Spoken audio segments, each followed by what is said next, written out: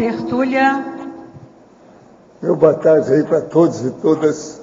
Hoje é dia 20 de dezembro de 2012, quinta-feira. O verbete é de número 2513. Ele tem 6 páginas, 45 logias e 11 máximos. O tema, Política Linguística da CCCI. A especialidade, Comunicologia. Quem redigiu o verbete é a nossa professora Eliane, que está ali muito bem assessorada hoje. Agora, a definição. A política linguística da CCCI é o conjunto de princípios, objetivos, diretrizes e ações norteadoras para a planificação linguística terminológica e tradutoria ou tradutória da conscienciologia com vistas à harmonização, normalização e fixação da terminologia científica do paradigma consciencial. Quer dizer, é todo um problema dentro da urismologia. Agora, a coerência holopensênica, a coesão holopensênica, o holopensênico grupal da profilaxia, o holopensênico grupal da verponologia, o holopensênico grupal do trabalho proexológico. Os consensos sobre as prioridades linguísticas, terminológicas das instituições conscienciocêntricas e as estruturas da comunidade conscienciológica cosmoética internacional. O caráter harmonizador e parecerista do Conselho Internacional da Neologística da Conscienciologia, que é o CINEL. A planificação linguística da CCCI com modus operandi ou como modus operandi para materialização de gestões gráficas. Eu li apenas 5 linhas aqui, tem mais de 20 aqui a fatologia. A prospectiva da ampliação da assistência interdimensional pela conscienciologia. O acesso às comunex avançadas, a central extrafísica da verdade, os paraconceptáculos mentais somáticos, a autoconcentração mental desencadeando a captação de ideias extrafísicas avançadas. Na argumentologia, nós temos aí o tópico sobre fomento, com 11 instâncias da CCCI, fomentadoras de neotermos. Também nós temos o tópico da caracterologia, com 15 ações passíveis de inclusão na política linguística da CCCI, visando normalizar e resguardar o patrimônio terminológico da conscienciologia. Na remissiologia dos 15 verbetes, nós destacamos 5.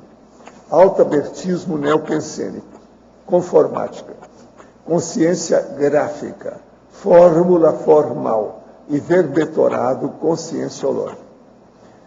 Frase enfática. A política linguística da CCCI objetiva nortear os rumos e a evolução linguístico-terminológica da conscienciologia e incluí-la nos principais bancos de dados lexicográficos do planeta. Você já reconhece a importância do uso e tradução da terminologia conscienciológica? Aceita o convite para debater a política linguística da CCCI? A bibliografia específica tem 7 fontes, a webgrafia tem 1 fonte. Agora, a mega-análise são 20 itens aqui com o João Paulo. Debate, diretriz, estratégia, fórum, instância. Referência, consenso, gestão, validação, documentação. Harmonização, normalização, organização, planificação e publicação. Sistematização, sociolinguística, neologia, comunicologia e socioterminologia. Agora, o verbete hoje do dicionário é antimordomiologia. O argumento é didáticológico. Ele tem 2 páginas aí e tem 58 itens para a pessoa ponderar os assuntos que nós debatemos. Agora aqui, os questionamentos. Tenho 37 anos de idade e vou fazer outra faculdade. Mas essa semana eu comecei a pensar, a ter aqueles questionamentos primários. Qual a real vantagem de estar aqui? O que tenho? O que eu fiz? Qual o meu valor? Como está a minha vida? Não vivo como gosto. Estou com uma profissão que também não gosto. Mas acho que mudando de profissão é algum começo. Será algum processo de mudança para melhor? Sem dúvida, sempre é bom. Reciclagem não tem idade. Pensa nisso. Reciclagem é qualquer hora, em qualquer lugar, de qualquer modo. É o processo da evolução. Então não deve ter idade, nem tempo. O professor conhece alguma boa técnica para ativamento do laringochakra? Ando um pouco insatisfeito com o meu comportamento social por conta de certo grau de timidez e insegurança. Poderia tecer esclarecimento a respeito disso, bem como ensinar exercício energético que melhora a minha sociabilidade? Não, o nosso problema aqui é um só. A gente coloca a pessoa, quando é igual a você assim, para aparecer e apresentar determinados cursos. Então a pessoa tem que ter contato com uma plateia. Com isso eles fazem pergunta, chateia a pessoa, ela é obrigada a falar e expor o processo.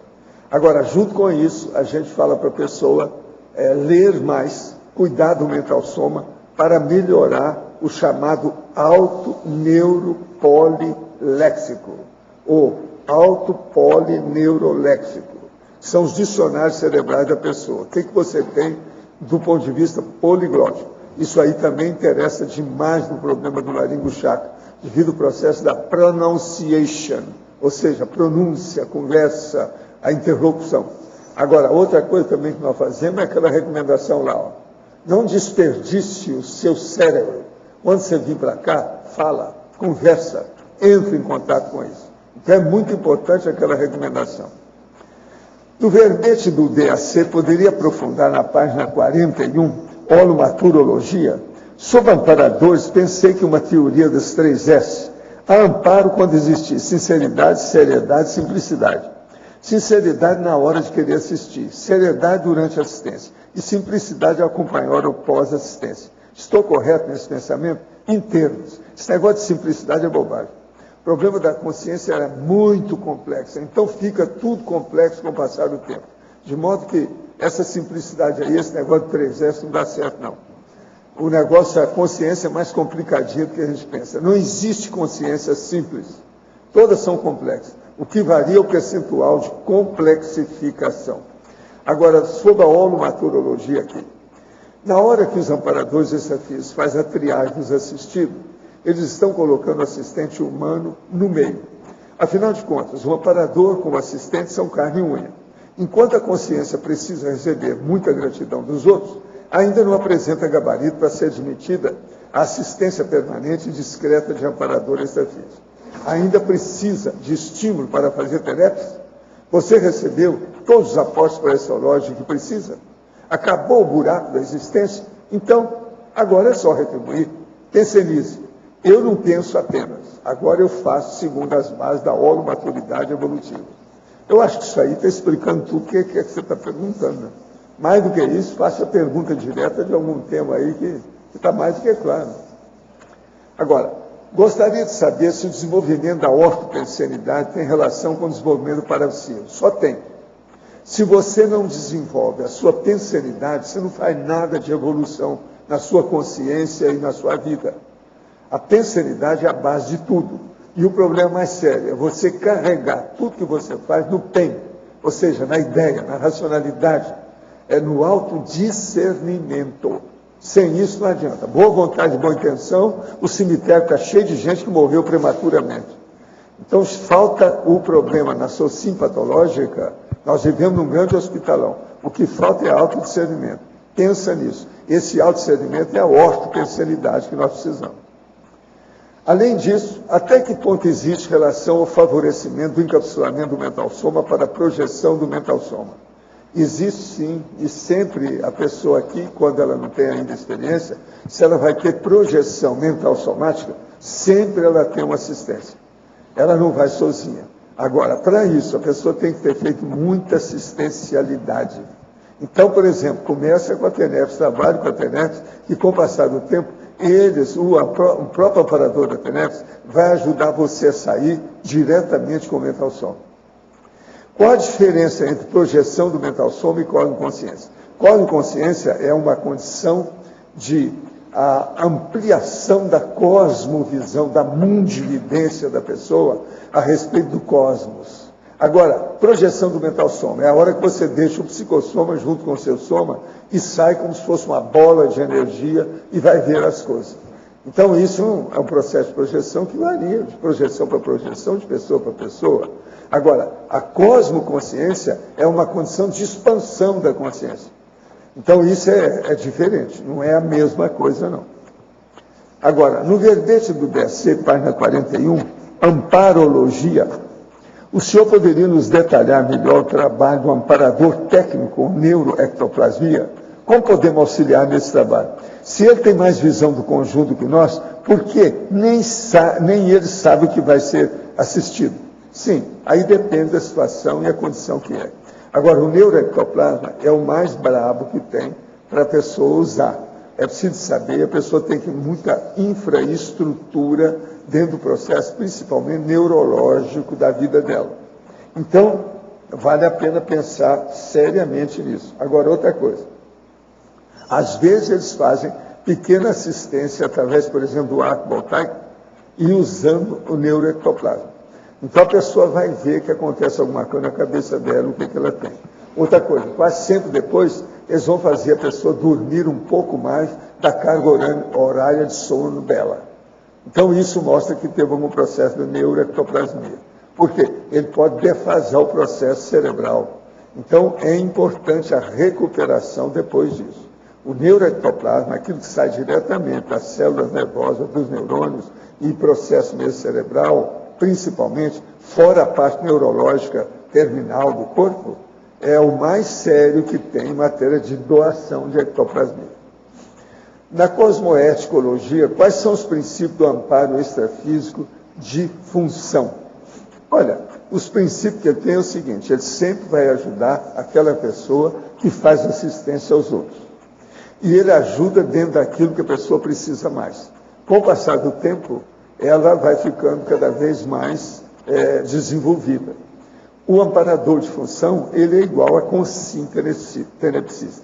Só que tem que ele se manifesta através do psicossoma direto. E a consciência se manifesta através do soma direto. Então, isso é uma diferença enorme a favor do amparador técnico extrafísico. Agora, com o passar do tempo, a tendência do tenepsista é se transformar num trabalho diário, constante, ininterrupto, e ele então, quando chega nesse ponto, daí quase sempre 2 décadas, ele abre para uma auto-ofiex, que é uma oficina extrafísica. Aí tudo muda, e muda também o amparador de função dele, que é um amparador da ofiex é diferente. Agora, a verbetógrafa, professora Eliane, na fatologia, página 17, final da 9ª linha, as escolas teóricas de terminologia, a soviética de Viena, de Praga e canadense, têm pontos em comum nos seus consensos, ou cada uma delas é um mundo à parte? Olha, elas têm pontos em comum, todas. Por exemplo, quando a gente fala da escola soviética, né, que o representante foi o Lott, nos anos 30, nós temos assim a primeira iniciativa de sistematização do trabalho da terminologia, né, de registro. E assim, a gente vê que todas tentaram sistematizar. Mas assim, a soviética, ela foi a mais rígida, né? E depois veio também a escola de Viena. Na verdade, a escola de Viena, ela deu origem à teoria geral da terminologia, que foi a primeira, organizada pelo pesquisador Wüster.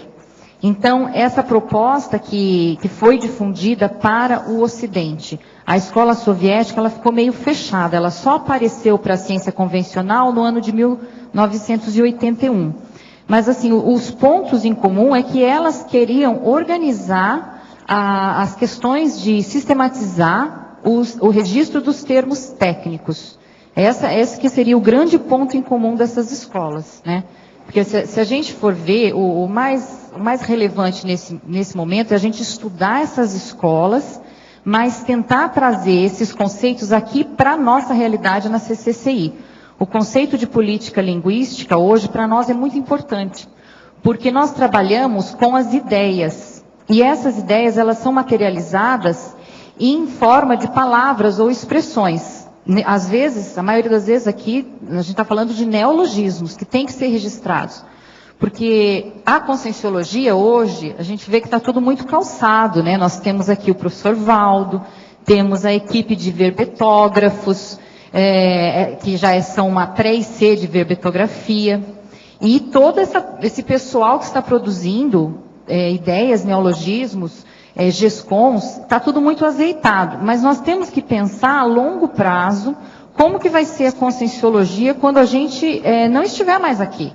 Então a política linguística, ela vem assim, nortear as ações, planificar, colocar inclusive datas para elas serem feitas, da onde a gente quer chegar, né? Não, é importante a sua internacionalização. Você falou o soviético, Viana, Praga, canadense, tem uma blusa chinesa. Então... Agora aqui, ainda na fatologia, final da 11ª linha. Qual o papel dos comitês de línguas do CINEL? Bom, os comitês de língua do CINEL, eles, hoje, eles estão nas diretrizes de trabalho do CINEL. Eles têm a função de organizar o processo de tradução dos neologismos e compilar esses neologismos e também as traduções das obras conscienciológicas. Então a gente tem, só que assim, efetivamente, esses comitês, eles não estão azeitados, eles funcionam, tá? Então temos o comitê de língua inglesa, então tem as pessoas que são responsáveis para validar neologismos e traduções na língua inglesa, tá? Então são lá a Nancy, Trivelato, Wagner, o Luiz Mineiro, mas efetivamente a gente precisaria azeitar mais o trabalho, entendeu? Para fazer com que a gente precisaria se reunir mais, ter mais contato. O trabalho está sendo feito hoje de uma forma muito independente. Está saindo trabalho maravilhoso, né? Por exemplo, a gente tem... Falta integração. Falta uma integração. Então, a gente tem que deixar claro isso aqui e não só falar... A gente tem que falar onde a gente quer chegar. Por isso, gente, a proposta desse verbete é a gente realmente discutir o que está funcionando, o que tem que melhorar e pensar sempre em longo prazo, uma prospectiva da neologística da conscienciologia. Na parafatologia, página 17, 3ª linha, poderia falar mais sobre os paraconceptáculos mentais somáticos? Bom, a gente pode falar assim, né? Autoparapolineuroléxico através... dos nossos downloads do curso intermissivo, através do parapsiquismo, né, que a gente está aqui tentando desenvolver, suando a camisa para desenvolver. E a gente vai atingir, então, ideias avançadas. Essas ideias, elas são muito fugazes. Então, nós temos, uma vez que uma pessoa teve acesso a uma ideia avançada, ela passa aquela ideia para o paracérebro vai passar para o cérebro, ela tem que registrar. E ao registrar, ela tem que formalizar aquela ideia, por exemplo, em um neologismo. Ou às vezes não é um neologismo, mas é uma expressão que vai contar, né, registrar aqui no intrafísico essa ideia nova, né, essa coisa avançada. Então, seria isso.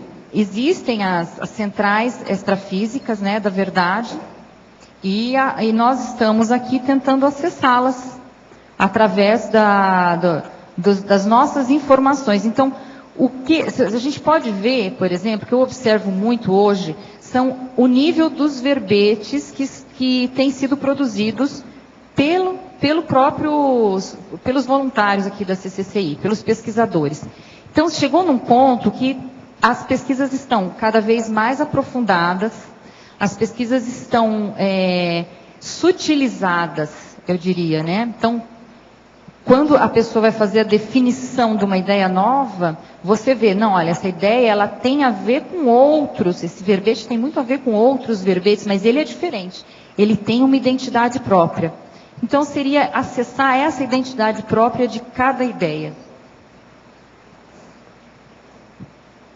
A verbetógrafa, fatologia, página 17, 8ª linha de baixo para cima. Os itens, a cosmoeticidade do antiprotecionismo conscienciológico e a ampliação do acesso aos conteúdos do curso intermissivo a partir da construção neológica. Poderia ampliar isso?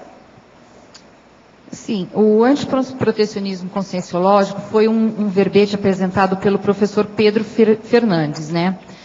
E eu me espelhei nele, até fiz uma pergunta no dia, se o Sinel, com esse trabalho parecerista, estaria no caminho correto, porque você, ao fazer um parecer, você está julgando a produção científica de alguém.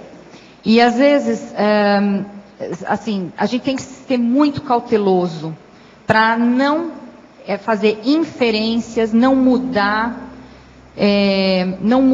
a ideia original do pesquisador, não achar que o Sinel, porque ele é um órgão oficial da Conscienciologia, da Unicim, e que ele tenha, assim, que impor, né, o que ele acha certo. Então, essa questão do antiprotecionismo é não achar que a sua ideia é melhor, é você estar aberto para discutir o que realmente é melhor ali para o pesquisador, aproveitar o máximo de potencial dele. E assim, o acesso ao curso intermissivo é isso, é a gente buscar, acima de tudo, ser cosmoético, né, gente? Ser cosmoético, respeitar que, por exemplo, vem um pesquisador, ele fez curso intermissivo numa especialidade, e eu sou ali a parecerista do Sinel, eu não tenho conhecimento, às vezes, daquela especialidade. Então, o que eu vou fazer?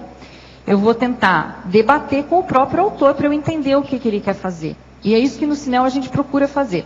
Nós fazemos as nossas reuniões, chegamos nos nossos consensos, fazemos um parecer e chamamos o propositor ali do termo e discutimos com ele.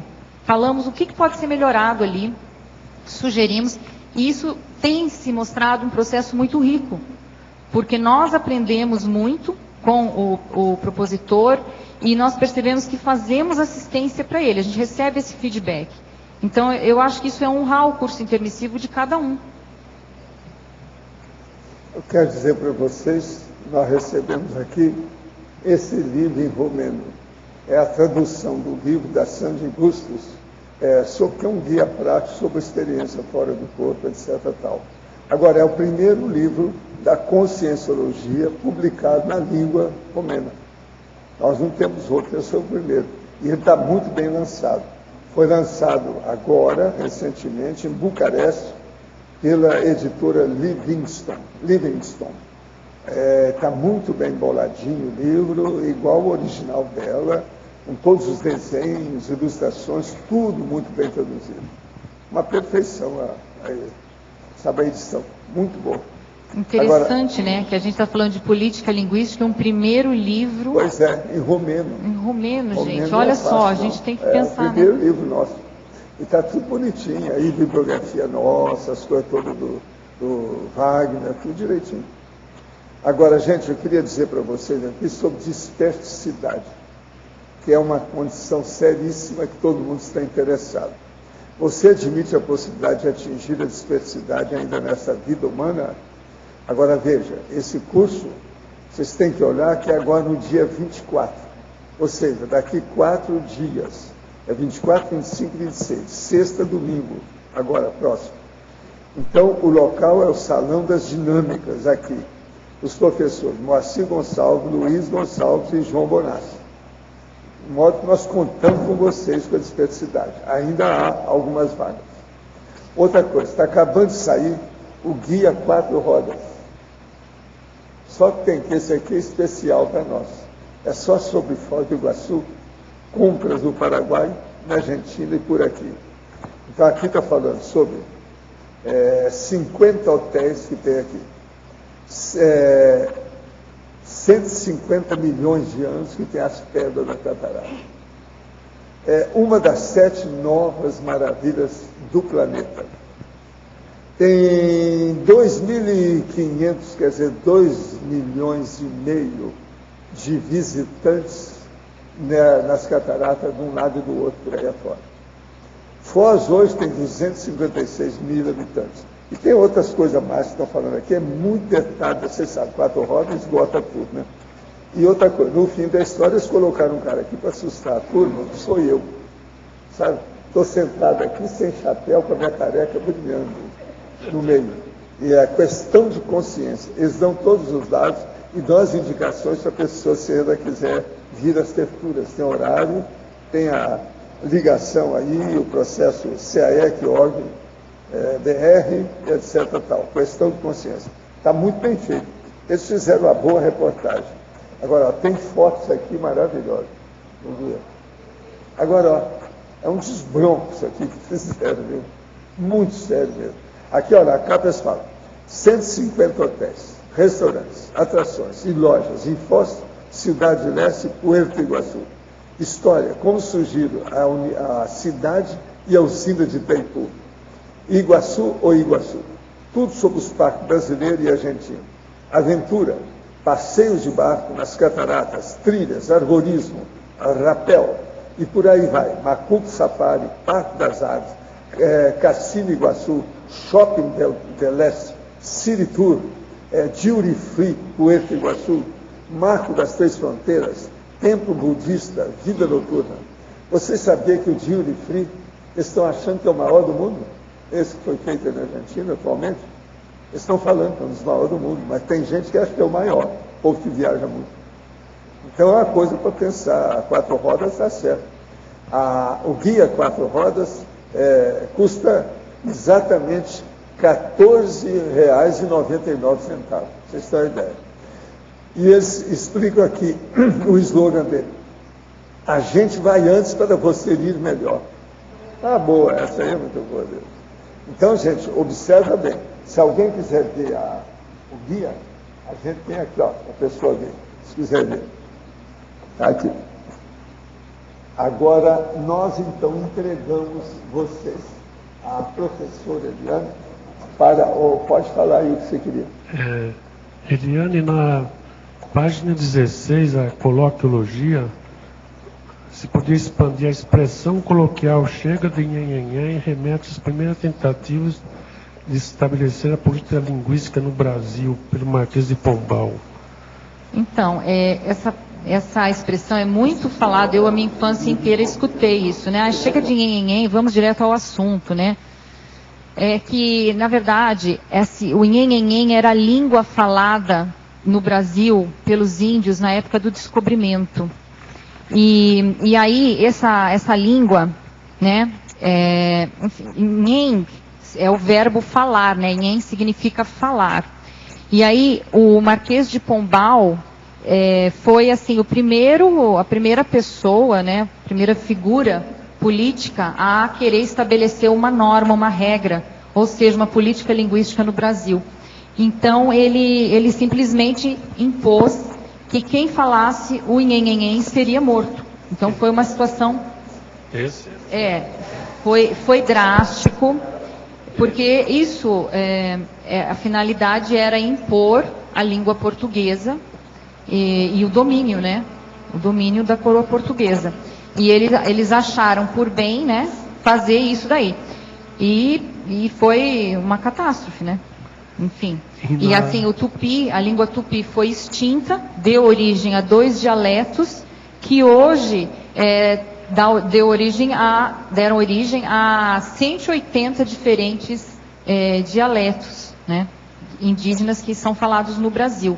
E também, só a título de curiosidade, de informação, no Brasil se falam hoje 200 línguas, contando essas línguas indígenas, em comunidades de fala. Então, existe o mito, né, que o Brasil é um país monolíngue. Né? Então, essa questão de fazer com que o Brasil seja monolíngue, tem um interesse também por trás disso, né? De que todo mundo fala só um idioma, mas não, se falam 200 idiomas dentro do Brasil. E na fatologia, página 17, primeira, segunda e terceira linha, os consensos sobre as prioridades linguístico-terminológicas das ICs e estruturas da comunidade conscienciológica cosmoética internacional. Podia dar uma geral? Então, os consensos. Quando a gente fala de política linguística, a gente fala em consenso. É impossível, por exemplo, o CINEL, né, nós somos 4 voluntários, 4 conselheiros hoje, aqui dos conselheiros de língua portuguesa, é impossível que a gente, com a melhor boa vontade, se reúna e faça uma política muito bem escrita, mas que seja só feita a quatro cabeças. Não. Tem que ser um consenso entre as instâncias produtoras de neologismos e produtoras de neoideias da CCCI. E essas instâncias vão discutir quais os problemas que se quer sanar, o que se quer, aonde se quer chegar, como que vai ser, por exemplo, as questões tradutórias, aonde quem vai definir e decidir o termo a ser validado como oficial daquele idioma. Então, esses consensos têm que ser feitos no grupo, têm que ser debatidos. Então, aí a política linguística tem força e vai funcionar. E outra coisa que o Calvé, né, Louis Jean Calvé, que ele fez esse livro aqui, né, As Políticas Linguísticas, esse é um livrinho bem interessante, porque ele fala de ações de política linguística ao redor do mundo, diversas ações. E ele é bem, assim, claro, bem didático. Então, ele fala que a política é inseparável da sua planificação. Então, não adianta também fazer uma política só teórica, se não tiver um planejamento conectado a ela. Ou seja, quando e como que se vai aplicar aquela política. E aí, é isso que a gente pretende que a CCCI tenha um olhar para isso, né? Para essa necessidade de produzir uma política linguística aqui dentro. Tá, obrigado. Eliana, aqui na página 18, na efeitologia, não sei se você já falou, o efeito da paraepistemologia na construção terminológica da conscienciologia. Primeiro efeito, página 18. Então, a paraepistemologia, a gente fala aí, por exemplo, o Ulisses Schlosser, ele é um pesquisador que ele está escrevendo uma obra sobre paraepistemologia, que é o conhecimento, epistemologia, estudo do conhecimento. Então, o estudo do paraconhecimento, é muito sério isso. Como que nós vamos acessar essas verpons sem assim, maculá-las com os nossos esquemas mentais, né? Com as nossas ideias preconcebidas aqui. E aí, a gente vê que tem as pessoas que têm experiências extrafísicas e elas vêm com uma palavra. O que sobra, elas acordam ou voltam aqui à intrafisicalidade, né, por exemplo, de um experimento, e aí vem uma palavra, e a partir daquela palavra elas vão desenvolver a ideia, vão fazer rapport com as autopesquisas delas, e vão desenvolver. Então isso, ela acessou um signo ou um parasigno, e vai desenvolver o que seria aquilo de acordo com as autopesquisas dela. E tem o contrário também. A pessoa acessa uma ideia, uma necessidade maior de sistematizar aqui o conhecimento. E a partir daquela ideia desenvolvida, ela vai produzir um termo ou uma expressão para expressar aquela ideia. Então tem o primeiro, né? É chamado onomasiológico. Não. O primeiro é semasiológico, então acessa a palavra, acessa o sema e depois descreve a ideia. E tem o processo também onomasiológico, que a pessoa, através da ideia, chega à palavra. Então, no Cinel, a gente tem muito disso, porque nós recebemos pedidos para fazer parecer de termos, que os termos são, a palavra em si ou a expressão é muito boa, mas a definição está deficitária. Então, a gente tenta melhorar a definição, aproveitar o potencial neológico daquela definição e aprimorar, junto com o pesquisador. E tem o contrário. A ideia é ótima, mas o termo em si, a morfossintaxe do termo está deficitária, então a gente tem que melhorar. Então, tem as duas coisas, né, da paraepistemologia. Tá bom. Obrigada, Eliane. Professora Eliane. Os maias falaram uma coisa, os místicos outras. Por favor, só para esclarecer, no dia 21 de dezembro de 2012, amanhã, acontecerá algum evento extrafísico marcante ou tudo não passa de uma propaganda de consumo? Olha, tudo é besteira para enganar beócio, ganhar bobo. A mídia faz isso para vender jornal. É uma vergonheira isso tudo que eles falam e não diz que aquilo é besteira. E vão deixando. Agora, ó, o próprio povo maia já meteu o pau nisso, porque eles acham que isso tudo é besteira. De modo que amanhã vocês vão ver mais uma besteira que acontece por aí. É igual aquele negócio do fim do mundo, que o cara levou todo mundo lá para o estado do Rio, no interior, e centenas de pessoas foram lá e começaram a olhar o céu, porque ia acabar o mundo. E depois não acabou nada, voltaram tudo frustrado, com a cara de tacho, para casa. Amanhã vai ser a mesma coisa. Já uma porção de gente já ganhou dinheiro com essa história. Então, tudo é exploração. Abra o olho. 21 de dezembro, exploração pré-natal. Letra B aqui, professor. Dicionário, página 42, complemento, preferenciologia. O senhor amplia aí. Eu tenho percebido que realmente é isso que o senhor falou aqui. Muita gente chega bem desconectado. O senhor amplia um pouco aí. Obrigado. Não, o que eu falo aqui é o seguinte: o amparador extrafísico, a rigor, nunca assiste a uma consciência só. Se a consciência ilustre entender isso, vai mudar o modo de ver as coisas. Ele sabe que assistindo um, está assistindo a muitos.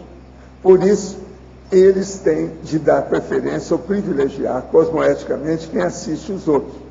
A melhor coisa que você faz é ajudar quem ajuda os outros também. Seja amparador ao modo do amparador extrafísico. É lógico, se puder. Porque boa parte quem chega por aqui não está nem conseguindo ficar em pé. Se deixar, cai. É isso que nós estamos querendo falar. Você entendeu? Então vamos imitar o amparador aquilo que a gente puder. Agora, para você, Eliane, Ciclologia, página 18, final da primeira linha. Gostaria que expandisse o ciclo proposição neológica, envio ao CINEL, emissão de parecer, revisão terminológica pelo propositor. Então, esse ciclo ele é bastante comum na vida do CINEL. Até hoje a gente fez 170 pareceres. E é assim que funciona, né? A pessoa, ela envia o termo, definição, sinonímia, antonímia e exemplo de uso. E também a especialidade. Se a pessoa tem uma pesquisa já mais adiantada, no caso de um verbete, pode enviar também, isso aí ajuda a gente fazer a análise neológica.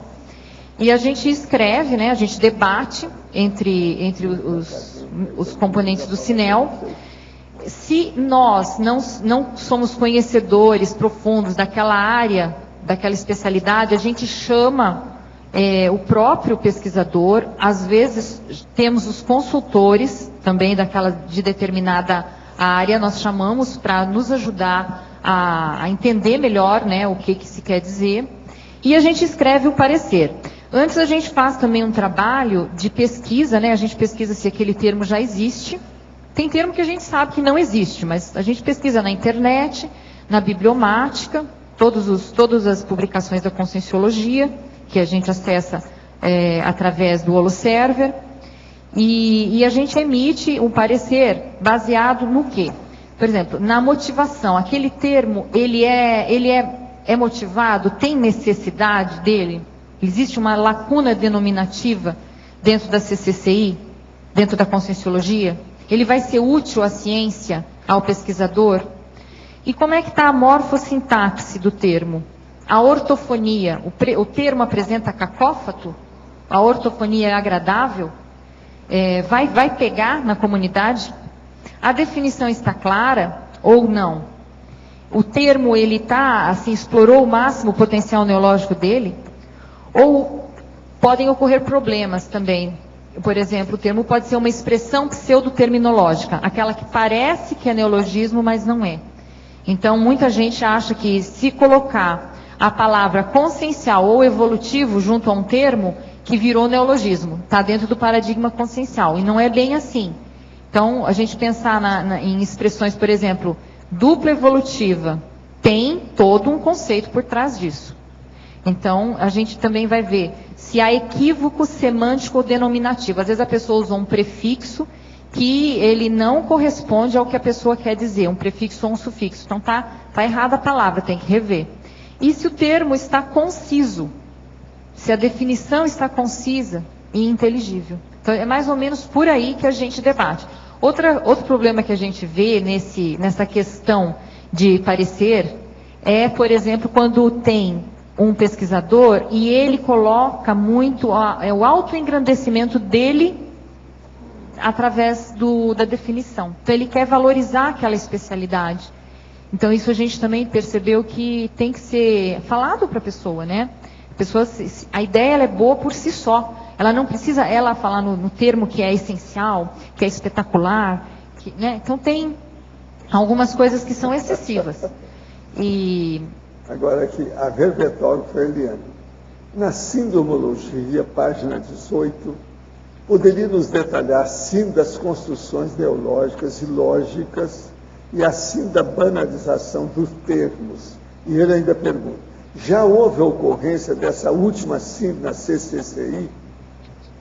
Assim da banalização dos termos, já houve aqui? Então, banalização dos neotermos, eu acho que sim. Por quê? Muitas vezes a gente faz um curso, nós fazemos uma dinâmica parapsíquica e a gente acessa ideias muito interessantes que poderiam sair de lá um verbete. Até eu falo isso por mim mesma, eu já acessei, eu tenho uma listinha lá de possíveis verbetes. Então, termos que mereciam ser desenvolvidos, que seriam úteis para a pessoa ou para a própria ciência. E a gente banaliza aquilo, né? Então, as pessoas, é a questão que tem a ver com a síndrome da dispersão.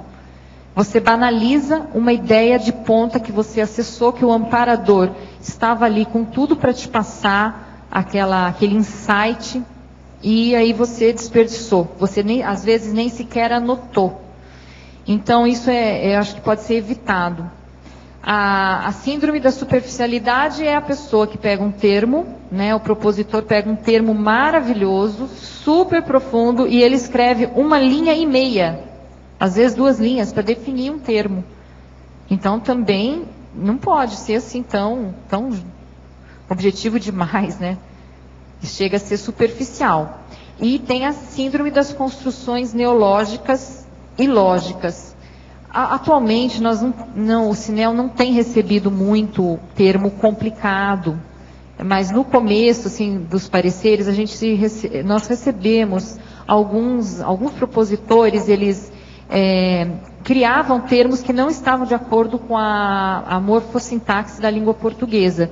E isso dificultava bastante, né, para a gente entender o termo, entender a definição. Então, a gente precisou também dar esse feedback para os propositores. Eliane, aqui na página...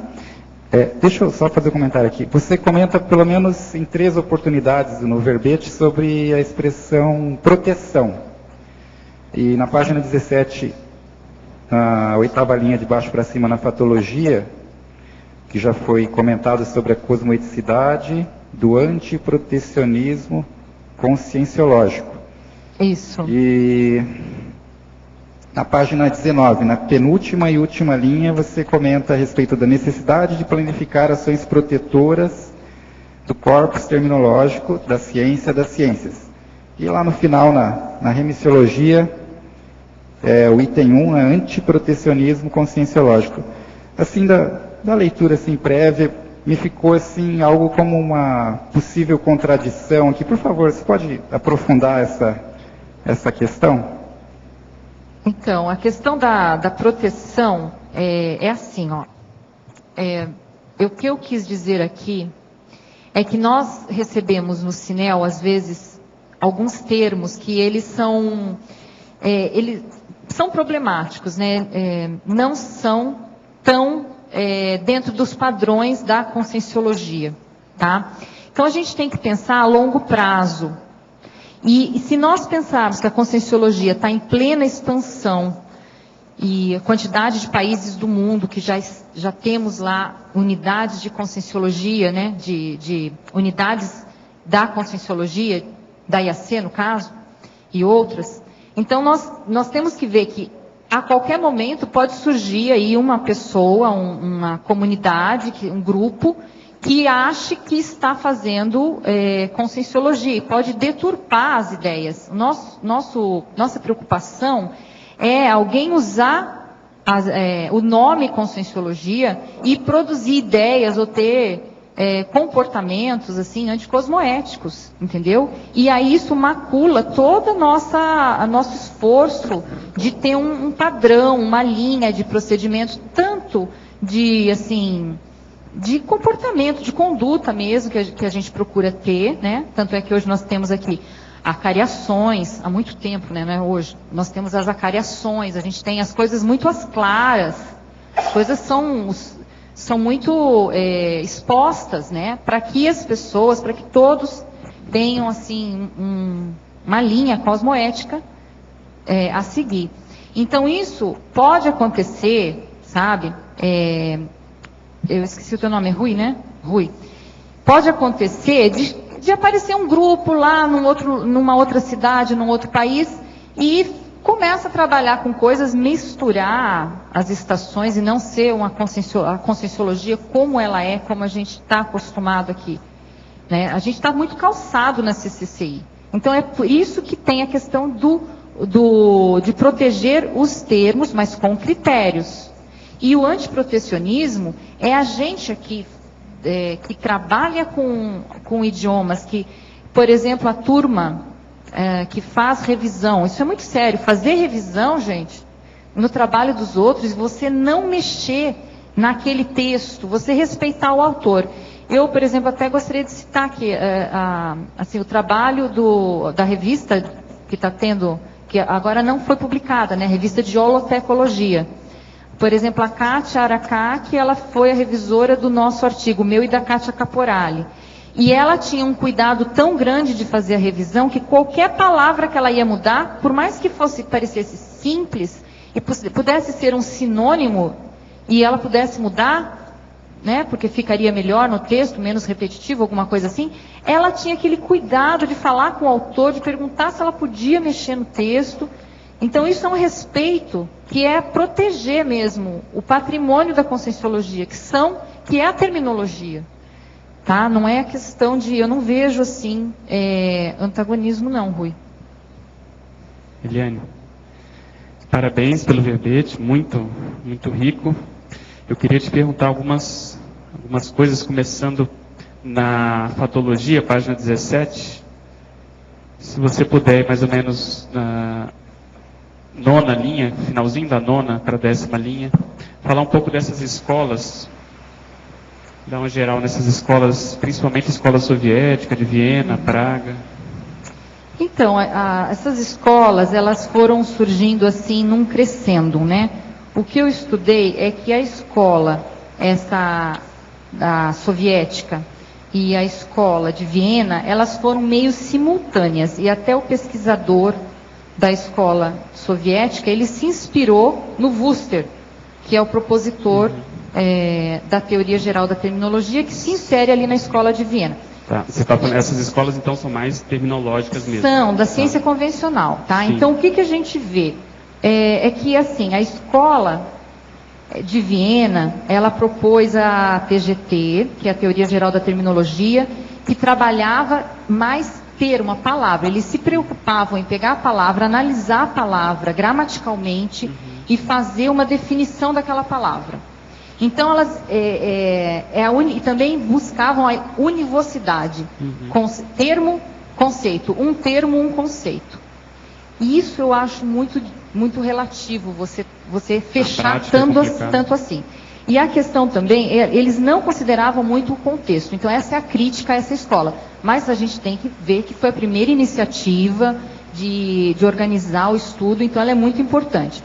Aí veio a escola de Praga, que foi um pouco mais flexível, né? E assim, ele começou a considerar assim, o termo dentro da linguagem, dentro de um contexto, tá? O principal representante é o Drost. E aí ele buscava a normalização das línguas de especialidade. Normalizar é diferente de normatizar. Normalizar é tornar harmônico, diferente de você impor, né? Impor algo como o melhor. Uma lei, né? E aí teve a escola canadense. A escola canadense fez surgir a socioterminologia, que então ela já considerava todo o contexto social, falante, qual o objetivo daquele termo, considera a variação. Então, a gente vê que na conscienciologia quase não se vê variação, mas tem alguns termos que existe variação linguística, né?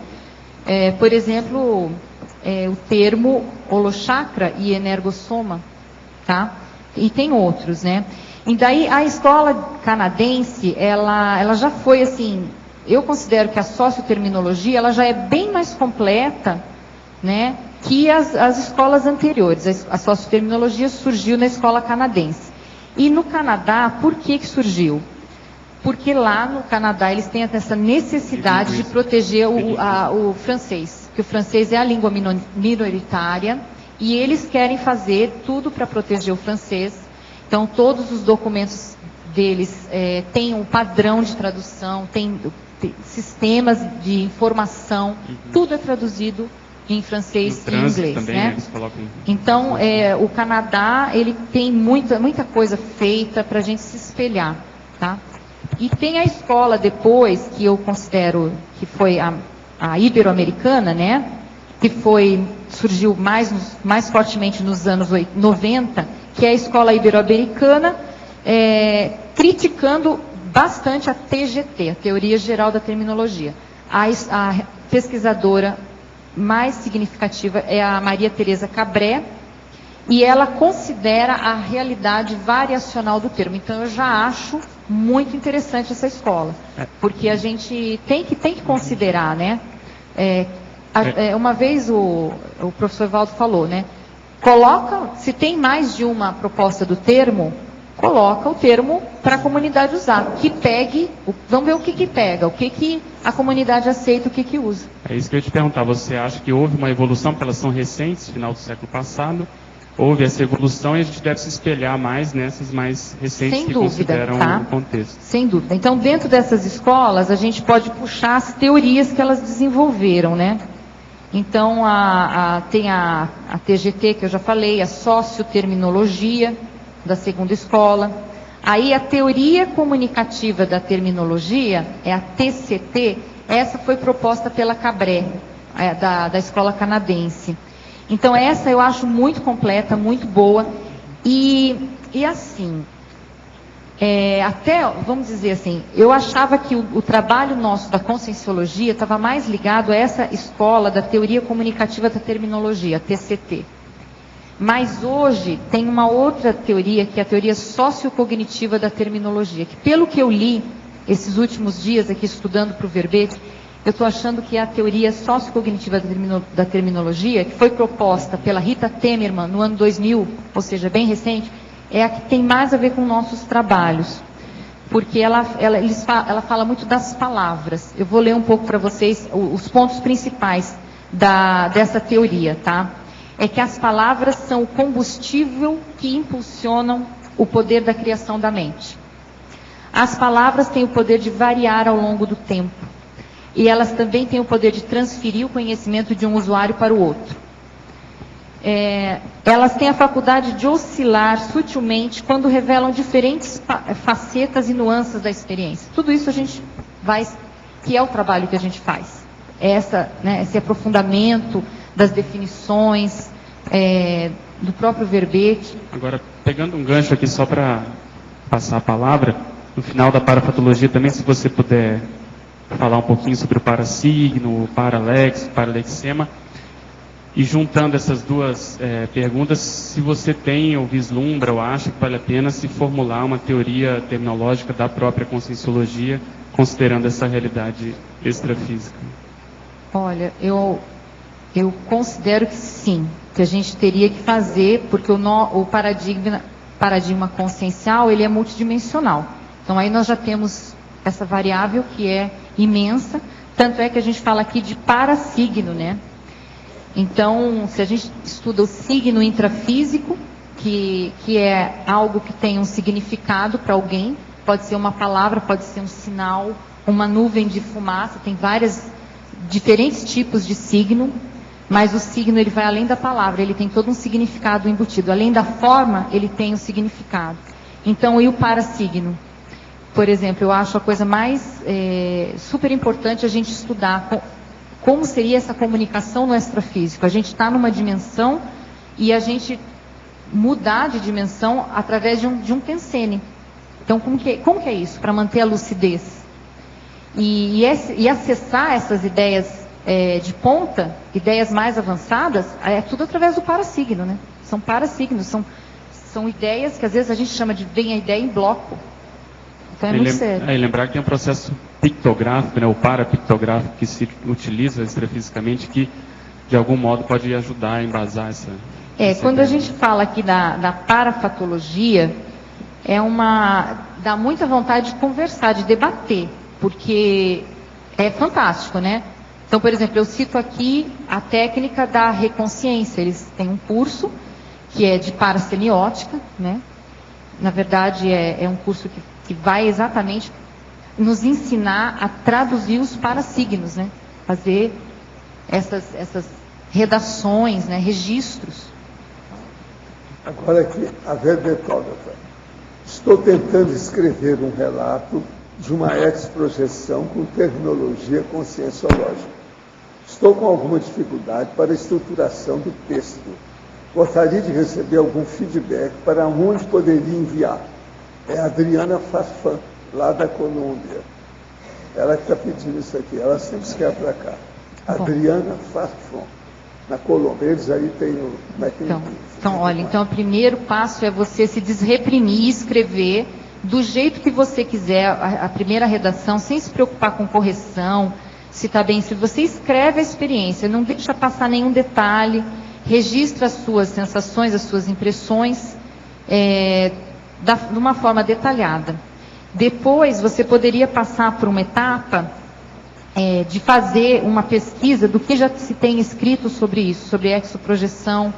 Inclusive, pegar no livro Projeções da Consciência, que o professor Valdo tem alguns relatos que ele fala de essas projeções em dimensões mais avançadas, para ver se você consegue, inclusive, descrever melhor a sua própria experiência. A partir daí, você pode ver se é possível você detectar ideias novas e neologismos. Dentro da tua própria experiência, deve ter coisa que você pode transformar em uma palavra só, um novo termo, né? Algo que você viu no extrafísico que não tinha aqui. E você poderia submeter os termos neológicos e as definições para o Sinel. A gente não costuma, nós não fazemos revisão de texto, certo? A gente poderia, assim, eventualmente, informalmente, te dar um retorno, te dar um feedback desse seu texto. Mas o nosso foco é o parecer neológico, tá? Mas estamos à disposição para receber o seu texto, para a gente fazer, assim, uma primeira discussão. Eliane, à sua esquerda, aqui em cima. À sua esquerda aqui no B. Parabéns pelo verbete aí, tá bem informativo, bem bacana. Eu queria fazer uma pergunta, Eliane, em relação ao seguinte: o que você vê, ou se o Sinel tem, ou o que você já sabe, já conhece do ponto de vista de política ou orientação para a tradução das obras escritas da Conscienciologia para o inglês? Tradução escrita mesmo. Como é que funciona esse processo? Então, tem os comitês de língua do Sinel, que, na verdade, conforme eu falei, eles estão mais no papel hoje, mas eu penso que em algum momento a gente vai integrar mais essa turma, e a questão da língua inglesa parece ser a mais premente agora, a mais necessária. E o que a gente tem hoje? Nós nos baseamos, assim, fizemos até, você participou, né? Você, Otto, Jeffrey, a gente compilou algumas diretrizes para tradução, tá? Então eu vou apresentar para vocês essas diretrizes para tradução de textos conscienciológicos, né? Principalmente de termos, né? Então a ideia era deixá-los em português quando possível. Tá? Isso ainda não está oficializado, nós precisamos amadurecer mais isso. E eu acho assim super necessário que a gente faça isso e oficialize esse documento. por enquanto, eles estão ainda no debate. Mas, assim, seria o ideal se a gente pudesse deixar os termos em português, quando possível. E a gente vê que no inglês isso é possível, mas no alemão já não teria, parece que seria mais difícil, né? Deixar o termo em português. Então, por exemplo, ao invés de penta, chamar de TENEPS. Ao invés de vibrational state, falar o EV, né? IV. Só um exemplo disso que você está falando, que é muito sério. A gente se vê nesse trabalho operacional aí de traduzir, é um pepino, como você sabe, às vezes, né? Então você pega, por exemplo, TENEPS, eles até têm penta que funciona bem. Você consegue várias derivações, né, morfossintáticas. Agora, por exemplo, o último com o qual eu me deparei, que foi bem pepinoso, foi destrafalização. E aí, se você for missing trait e construir tudo em cima disso... Como é que é o termo? Destrafalização. E tem outros, por exemplo, verpon. Aí você tem verponologia, verponogenia, verponístico. Se você for fazer tudo com leading edge, relative truth, e for acrescentando os sufixos, vai ficar um bonde, um ônibus. Então a gente teria que ver o que a gente... o que eu lembro que a gente debateu, né, nesses encontros, é que a gente teria que fazer os princípios norteadores, mas cada caso teria que ser analisado, né? E por exemplo, essa proposta de, se possível, deixar em português, aí tem a proposta também de anglicanizar os acrônimos primitivos, né? Que seria esse caso de pôr tudo que é possível, colocar logias, você substitui por log e assim por diante. E assim formaríamos uma só palavra, ao invés de duas palavras. E outra situação seria, a terceira, né, proposta, se não ficar bom com a anglicanização dos termos, a gente faria a tradução literal dos termos compostos. E, quando possível, criaríamos os acrônimos, como, por exemplo, o Pensene, TOSIN. Seria o ideal fazer isso também. E outra proposta seria, a quarta, né, propor novos acrônimos. Por exemplo, em vez de falar Clarification Task, falaríamos CLARTASK. Foi uma proposta do Jeffrey. Ficou bonitinho o CLARTASK, mas nem sempre funciona bem. Mas o que nós temos até aqui um documento, né, que foi feito por um consultor nosso, Jader França, que é tradutor profissional, e ele fez um levantamento de alguns textos e que tinham inconsistências terminológicas. Ou seja, o mesmo termo sendo definido, sendo traduzido diferentemente. Então, isso a gente gostaria de evitar, né? Na medida do possível, a gente gostaria de evitar essas inconsistências. Daí vem a proposta do projeto Acerto. O projeto Acerto é um projeto do Cinel, é a menina dos olhos do Cinel, né? Até quem sabe bastante assim sobre esse projeto é o Augusto, vou pedir para ele dar uma palhinha para vocês. Mas esse projeto, ele é um grande banco de dados terminológico da Conscienciologia. Então, a gente pensa que, nesse momento, nós temos que registrar esses termos, todos, num banco de dados só.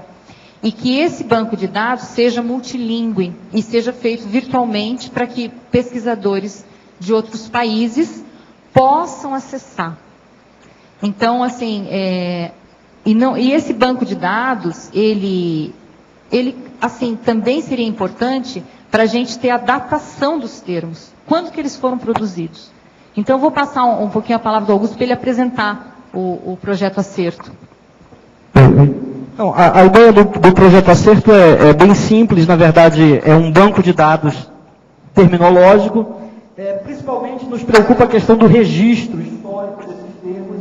Por exemplo, eu e a equipe também já fez parte do dicionário da Conscienciologia, né, que é da equipe do Holociclo, e uma das dificuldades muito grandes que a equipe teve foi justamente o problema da datação. Quando esses termos foram criados, onde eles foram publicados a primeira vez e tal. Se a gente tivesse um banco de dados onde a gente pudesse justamente ir registrando isso ao longo do tempo, facilitaria muito o nosso trabalho, tá certo? Então, uma primeira preocupação Tá dando para ouvir bem? Uma primeira preocupação seria justamente o registro histórico desse termo. Outra coisa seria um banco de dados permanente, porque a gente entende assim, enquanto houver conscienciologia, há necessidade desse registro. E como sendo um banco de dados, facilitaria também a gente desenvolver a nossa lexicografia conscienciológica multilingüe. Porque hoje, em língua portuguesa, nós temos várias iniciativas de dicionário, mas se a gente pensar que em cada língua que a conscienciologia for atuar, essas obras terminográficas são fundamentais. Então seria um meio de campo, né, para a gente registrar esses termos e, já que estão registrados, facilitar a nossa lexicografia conscienciológica, que a gente tanto quer trabalhar com essas coisas também. Professor, uma amiga minha que estava em depressão há bastante tempo, mas estava melhorando nos últimos meses, sofreu vários ataques físicos que chegaram a derrubá-la na rua. Por 2 vezes caiu no chão, machucou o joelho e na outra o cotovelo. Ela dessomou durante a noite, no último dia, 18, terça-feira passada. Existe a possibilidade dos assediadores terem acabado com ela fora do corpo, já que ela era muito nova, 55 anos. Do jeito que você está falando, isso aí é mais um homicídio extrafísico pelos possessores. Isso acontece nas melhores famílias. É muita gente que morre assassinada por consciências extrafísicas patológicas. Essa aí é mais uma, tudo indica. Se ela estava andando, estava mais ou menos bem com 55 anos, isso aí às vezes. Agora, o médico vai lá e dá a causa-morte, às vezes, aquilo que eu estava falando hoje de manhã, pneumonite, alguma coisa nesse sentido, uma crise cardíaca, alguma coisa nesse sentido, e fica por isso. Mas não, eles aí vampirizaram a dona e houve a falência geral dos órgãos na hora. Essas coisas acontecem nas melhores famílias há milênios na história da Terra. E isso ainda vai acontecer muito tempo, porque o povo não entende nada do processo de possessão intraconsciencial e extraconsciencial. O negócio é muito sério. Tem que falar muito nisso para as coisas melhorarem devido ao parapsiquismo. A população de Israel está com baixa taxa de natalidade em um nível de que a população irá diminuir. Isso seria feito a Reurbex e esses judeus estariam sendo transmigrados? Por que no islamismo ocorre o contrário? A população islâmica cresce. Não, isso não tem nada que ver diretamente com o processo de transmigração. Agora, tem que ver com o processo da ressoma de consréus. Está nascendo muita gente por aí. Então, o islamismo está nascendo muita consréu no meio. Tanto que eles não ligam para a vida, usam o processo de homem-bomba, gestante-bomba, menino-bomba, mulher-bomba, uma vergonha total, uma loucura total. E outra coisa, eles acham que vão para o paraíso. Na hora que a pessoa soltou a bomba, vem um anjo e leva a pessoa para o paraíso. Tem um livro que chama o processo do Apocalipse, Apocalipse Now, que eles falam o caso de 2 rapazes que vão ser homem-bomba. O que acontece com eles até o fim? E lá um cara sempre estava falando com o outro para mostrar para ele que nada, é uma beleza, você vai para o paraíso. Você morreu, na mesma hora vem um anjo e leva você. Se for 2, vem 2 anjos, um leva cada um. É assim. Então, é uma ilusão total, absurda que tem nisso tudo aí. Agora, a população de Israel está com baixa taxa, que é problema de planificação de família deles, é processo cultural, o negócio todo.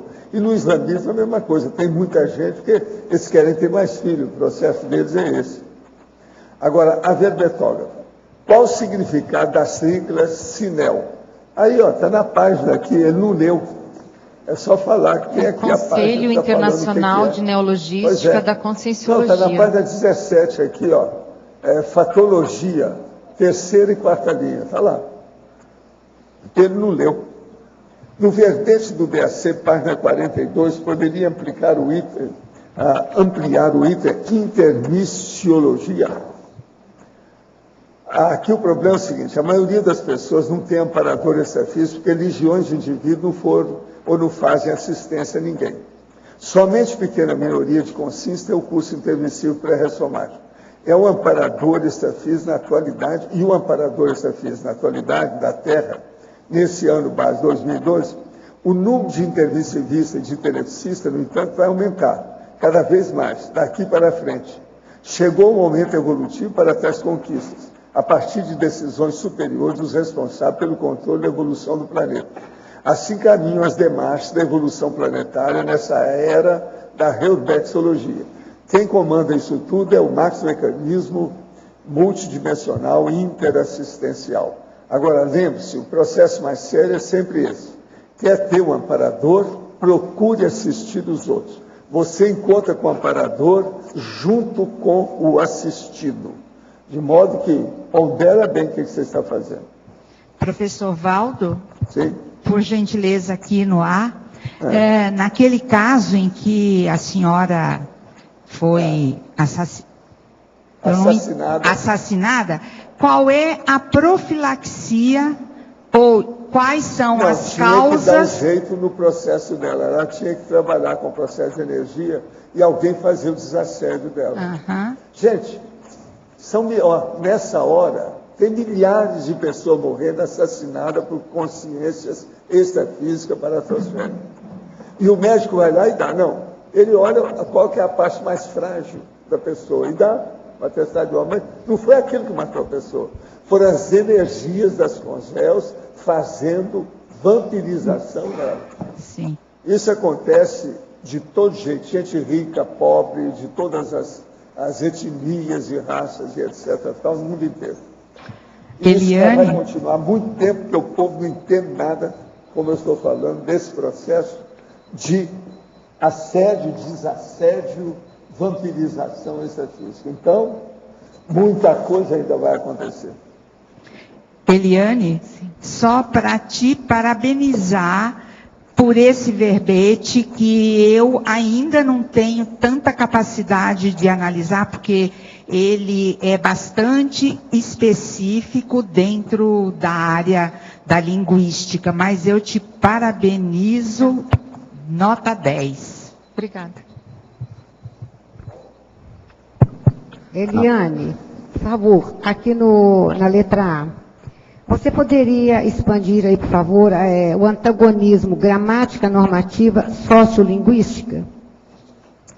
Então, a gramática normativa, ela vai, foi o que eu falei ali, mais ou menos da questão da palavra, né? Ela vai se preocupar com a norma, a regra, o termo, a classificação gramatical do termo dentro de uma frase, e é bastante insuficiente, né, para a gente dar conta de explicar todos os aspectos da comunicação. E a sociolinguística, por sua vez, ela já admite o contexto, a variação, o falante, a intenção. Ela é mais ampla, mais moderna. Ok. Parabéns pela excelência do verbete e a importância dele. Muito obrigada.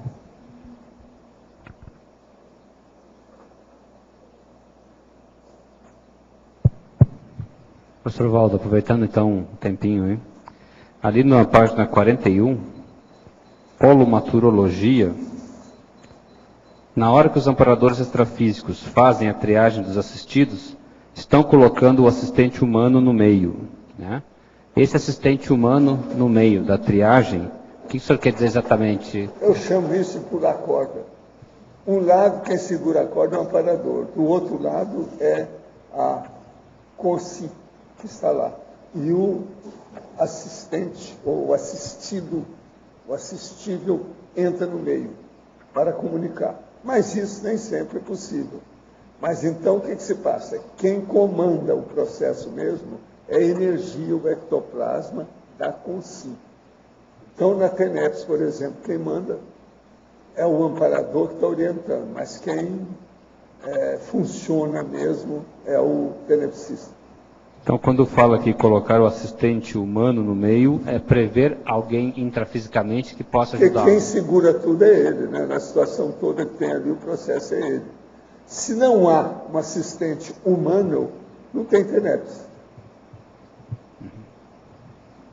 É o tenepsista. Sem ele não tem. Entende? Pensa nisso.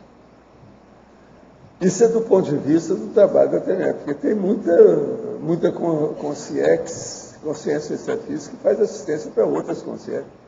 A oportunidade de um curso na docência. Mas o problema é que não há ectoplasmia igual a gente para determinado tipo de consciências extrafísicas. O ideal é o tenepsista. Cada energia de bicho A melhor coisa que a gente tem na assistência é a nossa energia animal. Os amparadores, Isso é a base de tudo.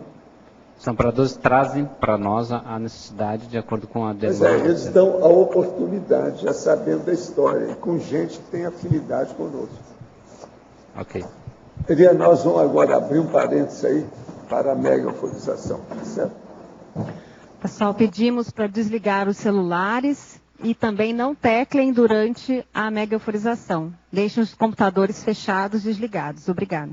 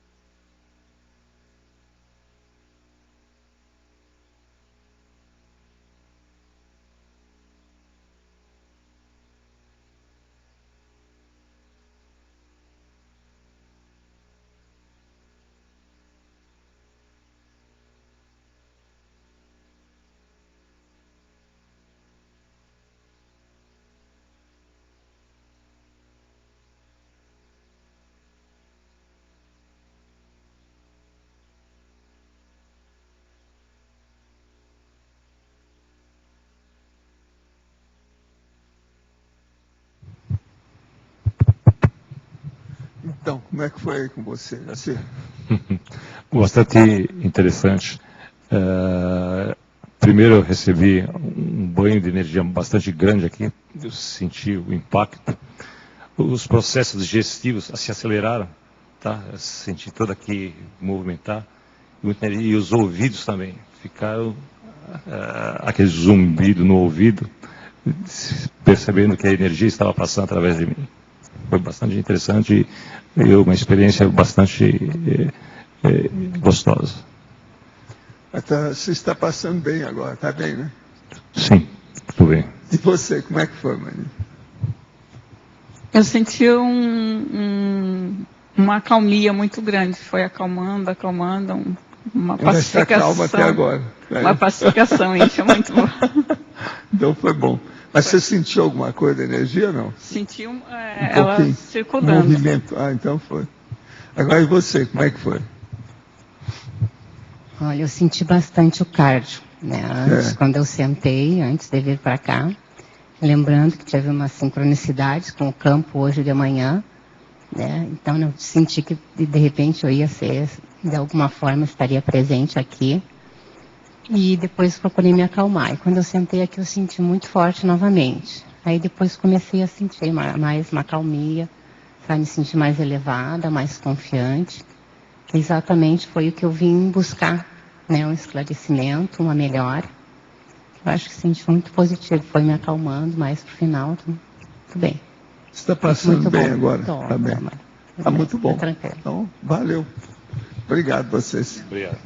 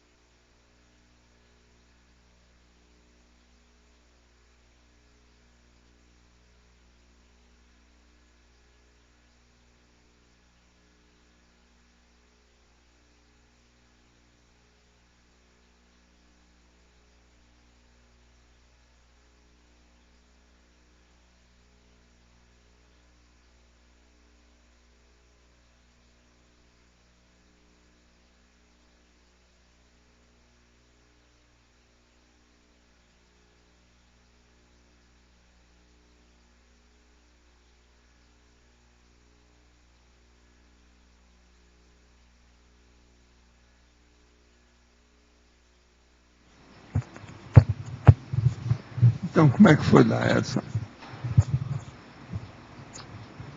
Logo que eu sentei aqui, professor, eu tive uma pressão muito forte na cabeça, muito forte. E ela persistiu por tempo maior, para cerca de um terço do tempo. Aí diminuiu um pouco e foi para o cardio, mas foi de uma fórmula tão... Eu tenho estado com um pouco de opressão no cardio chakra, inclusive hoje eu estava na turma do cardio chakra também lá. E agora me veio uma euforia muito grande que quase eu chorei aqui. Mexeu muito, muito mesmo, Você muita tá energia. bem agora, então. Ele está bem calmo agora. Então tá bom. E como é que foi você, Mauro? Como é que tá? Pega aí. Um campo muito intenso no começo, né, da megaforização. Com o passar do tempo, comecei a sentir na região do umbilical chakra, né, um processo digestivo bem acelerado. Nenhum outro campo tinha sentido isso. Esse campo aqui, ó, eu instalei muitas vezes lá no ITA. Você sabe que o nosso amigo é do ITA. Então, você está em casa. Você está passando bem aí agora? Muito bem, muito bem. No final, deu para perceber uma energia bem intensa, de forma contínua. Praticamente no corpo inteiro. Valeu. Muito então. bom. E como é que foi você? Bom, logo que eu cheguei ali na poltrona reservada, me deu uma excitação no umbilical chakra, uma ansiedade, mas quando cheguei aqui ela passou, e logo do início da prática eu senti um arrepio aqui entre as orelhas, na base do crânio, sentindo o fluxo de energias. Em seguida eu senti um balonamento nas palmas das mãos, e um leve formigamento também, né? Você já trabalha com energia, né? Já há algum tempo? Os exercícios básicos de energia, né? Eu estou me preparando para começar a TENEPS ainda. Tá. Inclusive é a razão de eu estar aqui nesse período, né? Também senti novamente o umbilical chakra, e em seguida pensionizei qual seria meus amigos esquecidos, né? Que teria a incumbência de ajudá-los. Aí eu senti um calor intenso no frontal chakra, na testa, ficou bem aquecida, e essas percepções elas perduraram simultaneamente até o fim do exercício, né? O balonamento das mãos, o aquecimento na frontal chakra e o arrepio aqui na nuca. Você está sentindo bem agora? Estou sentindo bem, um pouquinho mexido aqui, né? Tranquilo. Então tá bom, vocês estão ótimos, a gente pode juntar. Se precisar de energia, vamos dar um jeito aí. Tá certo? Obrigado, hein, gente. Valeu.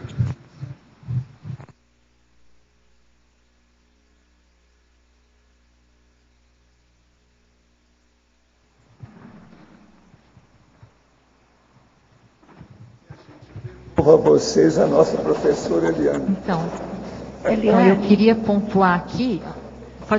Tem alguma pergunta? Na página 20, você fala de 15 ações. Dessas 15 ações é muita coisa, né? Mas o que você acha assim, que é mais emergencial, precisaria estar fazendo?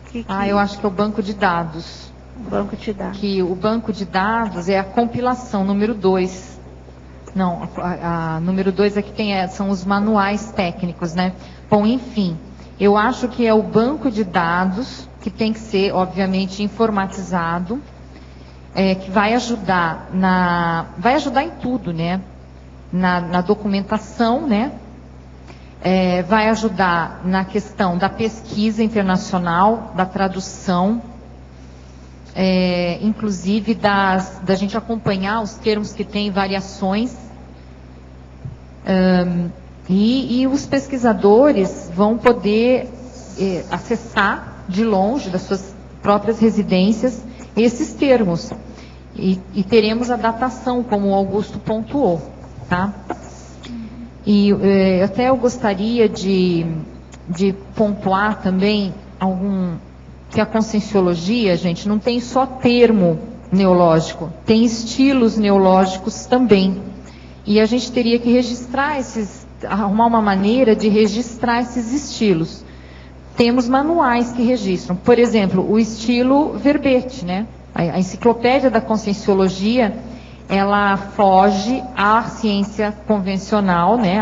A tudo que tudo que a gente aprendeu de coesão e coerência textual, que tem que ter o parágrafo, o tópico frasal e a conexão, a ligação entre os parágrafos, a enciclopédia é diferente e ela é extremamente coerente e coesa. Então é um estilo neológico de texto. Outra, né, tem a técnica da enumeração, a técnica da ideia-linha, a própria escrita conscienciológica, o dicionário de argumentos da conscienciologia, o DAC, que é totalmente inovador, o estilo que apresenta os argumentos. E tem uma técnica que eu quero pontuar aqui para vocês, que é a técnica do glossário neológico. Essa técnica foi proposta pelo Ulisses Schlosser, a partir de uma obra que ele está escrevendo, que é uma obra sobre paraepistemologia. Então, ao escrever a obra, ele escreveu uma grande quantidade de neologismos, definiu esses neologismos, e ele resolveu fazer um glossário neológico só da paraepistemologia.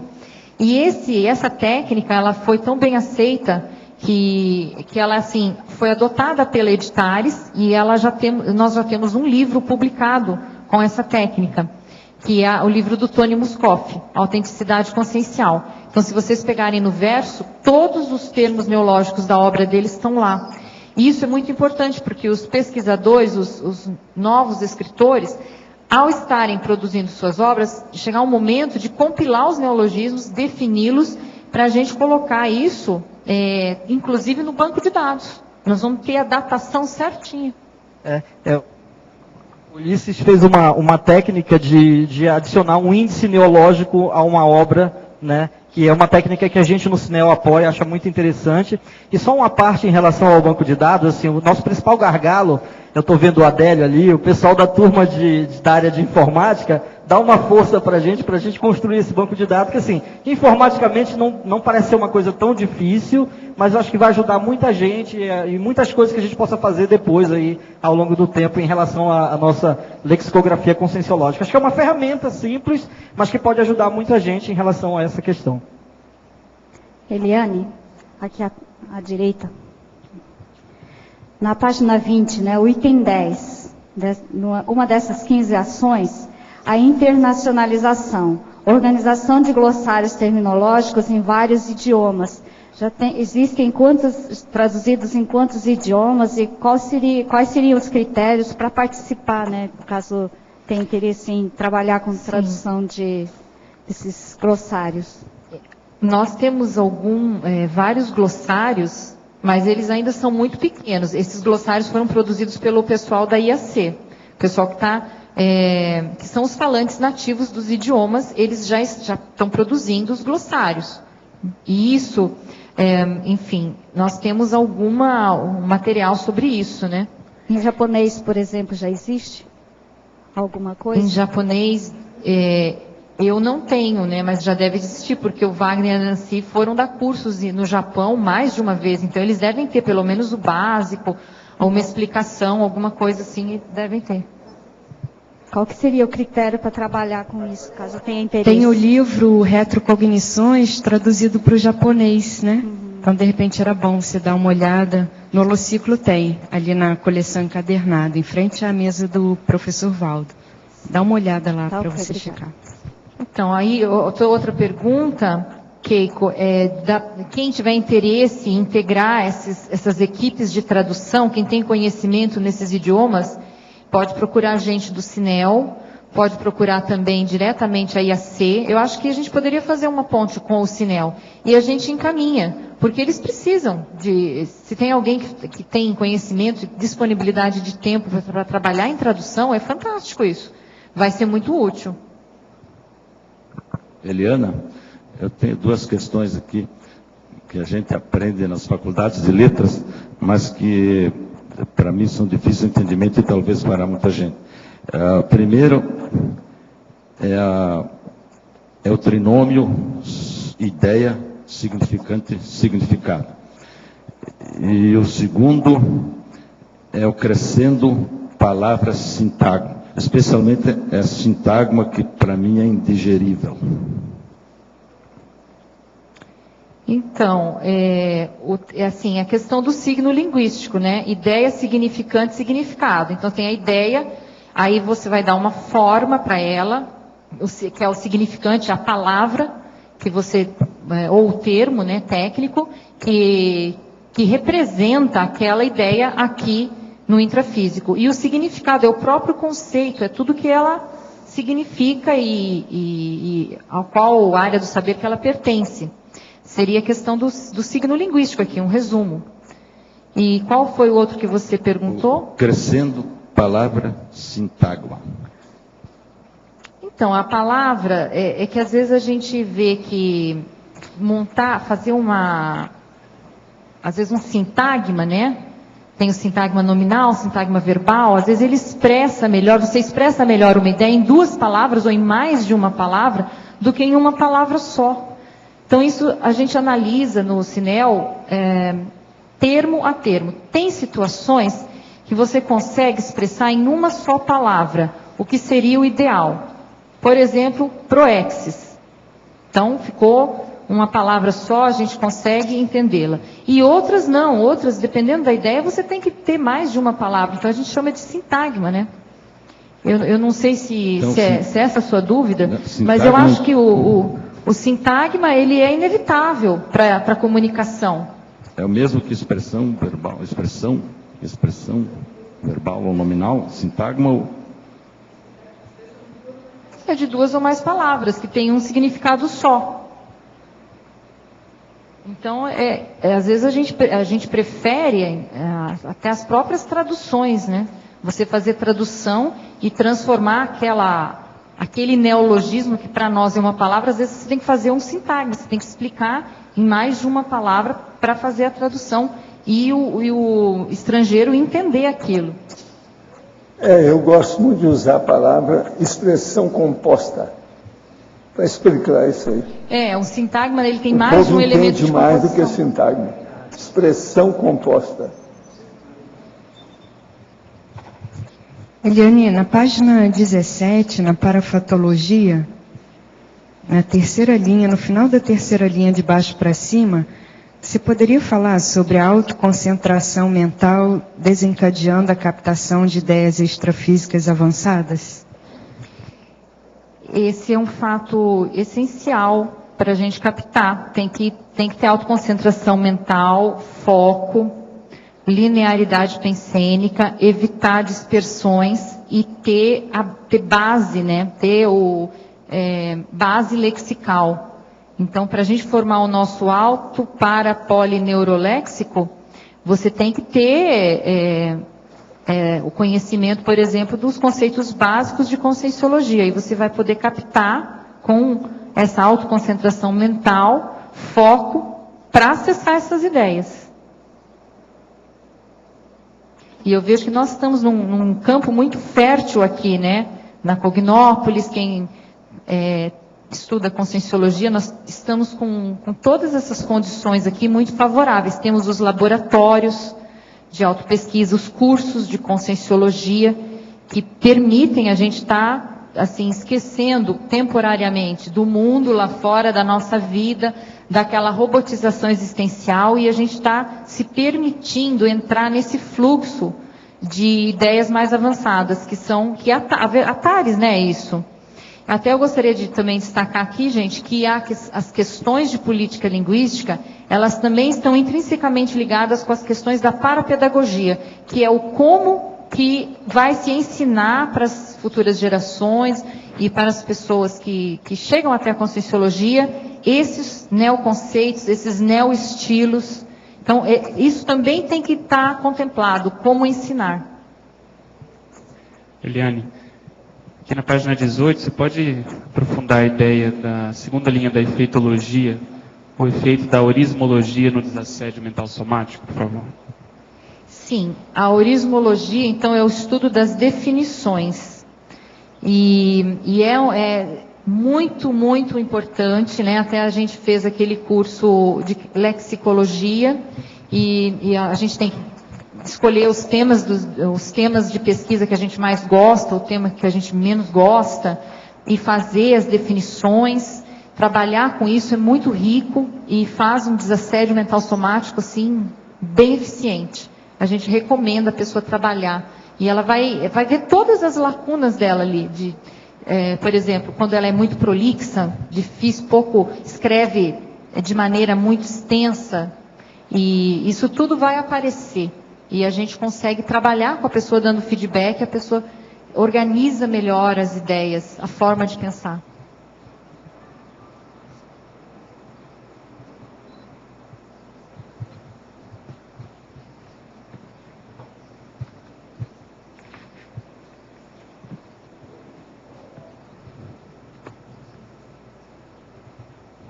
Então, e a gente tem aqui, gente, por exemplo, o acervo terminológico da Conscienciologia hoje ultrapassa 7.000 termos. Segundo as informações que eu obtive com a Lourdes, que é coordenadora do dicionário, da equipe de neologística do Holociclo, que vai publicar o dicionário, eles não vão publicar todos os termos produzidos pelo professor Valdo, mas vamos dizer assim, os principais, né? Então, dá 6.787 termos. Assim, exatamente. Se não aumentou mais nenhum, né? É mais ou menos isso. Mas a gente sabe que ultrapassa 7.000 termos. E são termos que são utilizados. Então, o grande, assim, a gente já pode ver que muitos desses termos já são usados no nosso dia a dia. Com o dicionário, eles vão passar a ser parte do acervo da língua portuguesa. Isso é muito sério. E a gente cada vez mais, a gente tem que até tomar cuidado, né, quando está na SOCIM e conversando com pessoas que não são da Conscienciologia, que a gente às vezes começa a falar, muito, assim, automático a gente utilizar termos da Conscienciologia porque expressam bem as ideias. Sacone já dicionarizou alguns termos. E outra coisa, hoje nós temos mais de 200 verbetógrafos.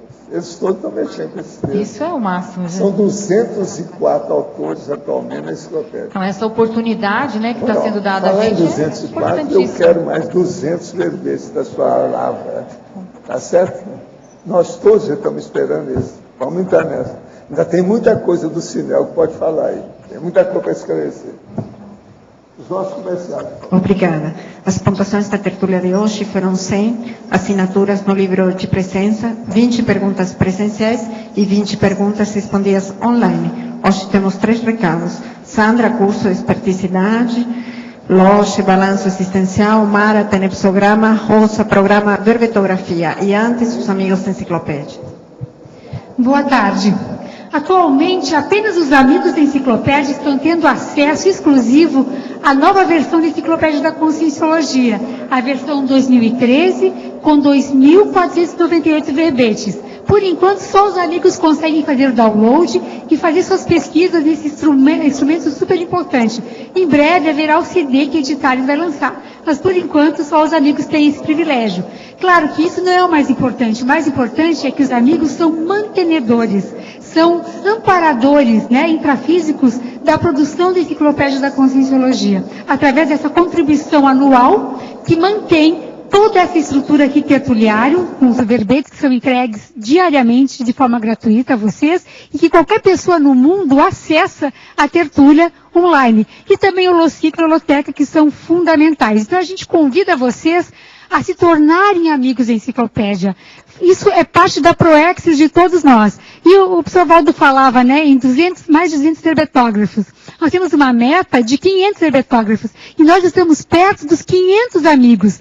Nós vamos chegar antes disso, quase com certeza, se vocês nos ajudarem. Falta pouco, falta menos de 50 amigos para que a gente bata a meta de 500 amigos. É uma competição super saudável, né, que a gente está querendo aí chegar na frente. É só passar na recepção do CAEC ou entrar em contato comigo e com o Fernando Barbaresco, que a gente ajuda vocês a se tornarem amigos. Muito obrigada. Boa tarde a todos. Nós queremos reforçar o convite que já foi feito pelo professor Valdo hoje na tertúlia do curso Desperticidade. Então, esse convite é para você que admite a possibilidade de atingir a desperticidade ainda nesta vida humana. E nós sabemos que existe até uma facilidade em 3 anos, né? Se você tiver mais ainda afinco. E o convite também é especial para os tenepsistas e para as pessoas que estão se preparando para a TENEPS, pensando que o próximo passo depois da TENEPS é a desperticidade.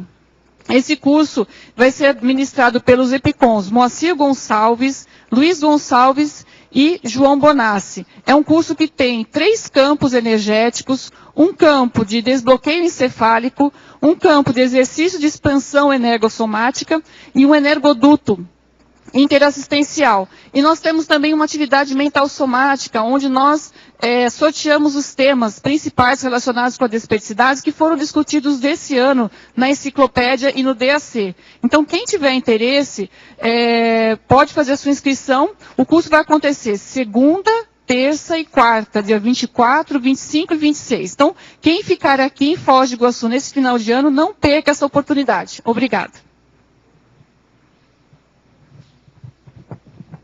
Pessoal, boa tarde. Gostaria aqui de convidá-los para o curso Balanço Existencial, que ocorrerá no próximo ano entre os dias 9 e 12 de fevereiro, portanto 2013. A proposta do curso é ajudar a pessoa a fazer um balanço da sua vida, um inventário dos seus acertos, erros, conquistas, realizações, e a partir daí estabelecer um saldo dos resultados que vem obtendo na vida, para na sequência elaborar um plano de ação, as metas que quer alcançar nos próximos anos, no intuito de ampliar, melhorar a performance dentro da ProEx.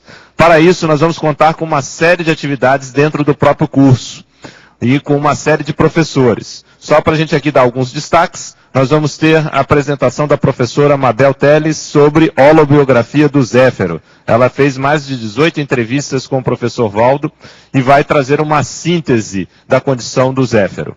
Vamos ter também Proexis e Judaísmo com o professor Alexandre Zaslavski, que vai contar da sua condição judaica e com uma visão conscienciológica.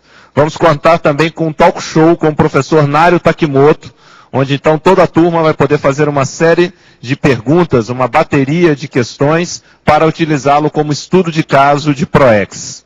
Vamos ter também a conferência da professora Sheila Ali, que vai abordar a maxidissidência do islamismo. A condição dela é bastante interessante porque ela é quase uma mulher gestante bomba. Então, ela vai trazer essa experiência e hoje ela está estudando a conscienciologia. Vamos ter também o tema de infiltração cosmoética na África, com a professora Juliana Costa, dentre outras apresentações. Então, convido a todos, 9 a 12 de fevereiro, semana do Carnaval, de sábado de Carnaval até terça-feira, aqui em Foz do Iguaçu, na Cognópolis. Para mais informações, entrar em contato com a Secretaria do CAEC ou no site da Apex, que é o www.apexinternacional.org. Muito obrigado. Boa tarde. O meu convite é para o curso TENEPSograma, o inventário da TENEPS. É um curso sem pré-requisitos, destinado tanto a tenepsista como para aqueles que ainda não iniciaram a TENEPS. O curso oferece 2 campos de TENEPS. Então, aquele que ainda não faz TENEPS poderá experimentar na prática como é ser um tenepsista. É um campo de TENEPS inicial e um campo de TENEPS avançada. O tenepsista poderá também avaliar como está a sua TENEPS, se ela ainda está mais para inicial ou mais para avançada. O curso é dia 22 e dia 23 de dezembro, no Auditório do Discernimento. Inscrições no CAEC e informações pelo telefone 045 3525 2652 e 3528 2488. Obrigada. Boa tarde a todos. Meu convite aqui é especialmente para os residentes fora de Foz do Iguaçu e que querem apresentar o verbete para a Enciclopédia da Conscienciologia. A gente está começando um novo programa Verbetografia totalmente online, em EAD, e a gente convida todos vocês. O início vai ser no dia 28 de fevereiro, agora próximo. Como é que é a estrutura desse programa? nós disponibilizamos aulas virtuais já gravadas no ambiente Moodle, e vocês aí assistem essas aulas no horário que vocês quiserem, no momento que vocês puderem, e produzem as atividades naquela semana. Toda quinta-feira, vocês então enviando a produção para nós, a gente tem um contato online, toda quinta-feira, de 7h30 da noite até as 9h30 da noite, para tirarmos todas as dúvidas e comentarmos toda a produção de vocês.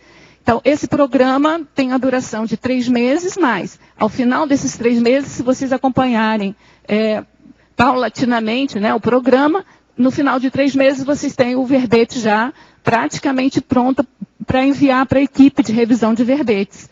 Tá certo? Nesse programa, o que a gente faz? As aulas são para dar uma noção da ligação, da interconexão entre as sessões e técnicas específicas para a elaboração dessas sessões. Então, assim, a gente considera que é bem importante para aquelas pessoas que querem fazer um verbete para a enciclopédia participarem do programa Verbetografia. E a gente convida vocês, a inscrição já está aberta na recepção do CIAEC. Tá bom? Obrigada. O verbete da manhã é Vazio Existencial, especialidade Proexologia. Autora, professora Eliana Manfroy. Obrigada, boa tarde a todos.